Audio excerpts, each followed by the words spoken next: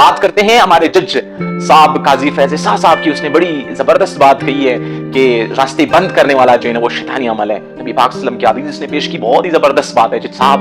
تمام جج صاحبان اگر اسی طرح حدیث پیش کرتے رہیں گے اور اسی طرح ہمارے پیارے حضور اقدس صلی اللہ علیہ وسلم کی پیروی اور اس کی سنت پر عمل کرتے ہوئے خدا اور اس کی رسول کی حکمرانی زمین پر لائیں گے تو یہ بہت بڑی بات ہے. لیکن جج صاحب یہاں پر عوام کی ایک سوال ہے آپ سے, وہ سوال یہ ہے کہ وہ لوگ جو قوم کا پیسہ لوٹ کر باہر جا کر جمع کرتے ہیں, اس قوم کو غریب کر دیا, اس قوم کو تباہ و برباد کر دیا, اس قوم کو قرضوں میں ڈبو دیا, ان پر ثابت ہو گئی, آپ کی ہی عدالتوں میں یہ چیز ثابت ہو گئی کہ یہ چور ہیں, یہ نااہل کر دیے گئے, تو آپ ان کے لیے بھی حدیث پیش کیجئے جس طرح ہمارے پیارے حضور اقدس صلی اللہ علیہ وآلہ وسلم نے اپنی پیاری بیٹی بی بی فاطمہ کے لیے وہ بات بتائی تھی جب اس وقت اس قوم کی ایک بڑے سردار کی بیٹی نے چوری کی تھی. تو اس وقت ابو ذر غفاری رضی اللہ تعالیٰ عنہ حضور اقدس صلی اللہ علیہ وسلم کے سامنے پیش ہوئے اور بتایا کہ حضور صلی اللہ علیہ وسلم, یا رسول اللہ یہ تو بڑی مالدار صاحب کی بیٹی ہیں. تو اس نے کہا تھا کہ اگر میری بیٹی بھی چوری کرے نا, میری بیٹی بی بی فاطمہ میری دخت جگر بھی چوری کرے تو اس کے بھی ہاتھ کاٹا جائے. یہاں پر انصاف, اسلام نے ہمیں یہ درس دیا ہے,